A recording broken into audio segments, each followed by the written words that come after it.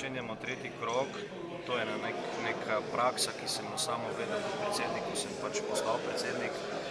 Tokrat seveda bomo obdelali to področje Primorske v duhu seveda jasno, ne moramo mimo volitev, predvsem se bomo z posameznimi občinskimi odbori pogovorili, predvsem pa pregledali, kako daleč so z kandidatnimi listami, še bolj pomembno pa je, kako smo z kandidati za župane.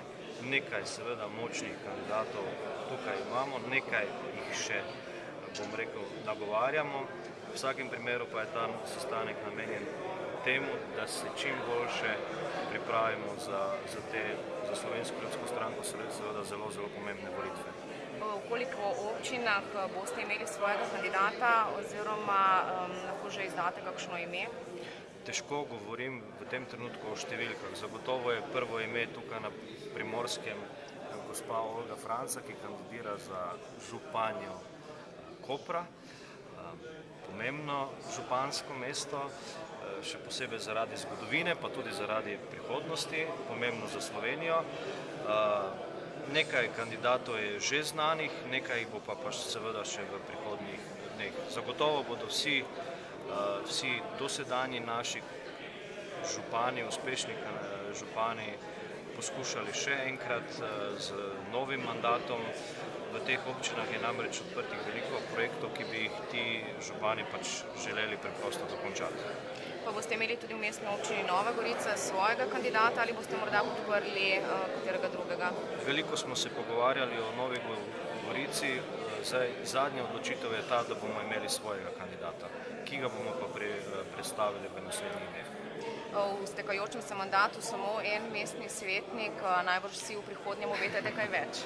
Zagotovo so volitve praznik demokracije in tokrat pričakujemo seveda nekoliko več.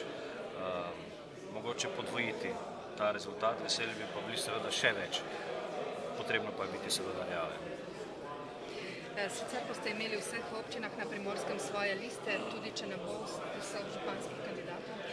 Da, trudimo se v smeri, da bi v vseh občinah imeli svojo listo, kar pa ni pogoj za to, da bi imeli tudi županskega kandidata. Županskega kandidata bomo imeli tam, kjer bomo ocenili, da kandidat izpolnjuje pač neke potrebne pogoje in da je njegova izvolitev možna. Sicer se za kandidata pač ne bomo odločili. Boste podprli pa verjetno druge kandidate? Se boste dogovorili? Ja, tudi take variante so. Skratka, mi, bom rekel, ne gledamo levo in desno. Če ocenjujemo, da je župan, ki je upravljal ali pa ki je novi kandidat za župana iz katerekoli od političnih strank dober, ga bomo z veseljem podprli in s tem nimamo nobenih težav.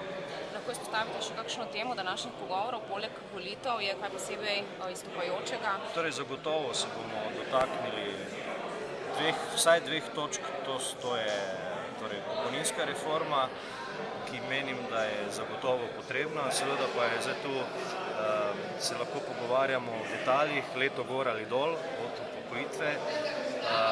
Pri tem zakonu bomo zagotovo konstruktivni, kar se pa tiče drugega, bom rekel, bolj kritičnega zakona, ki pa govori o nepremičninah in obdavčitvi nepremičnin, tam bomo pa zagotovo kritični, ker menim, da takšen način, vsaj to, kar se do sedaj sliši za obdavčitev teh nepremičnin, ni primeren za Slovenijo in je nekorekten ali pa nepošten, neenakovreden do vseh državljank in državljanov.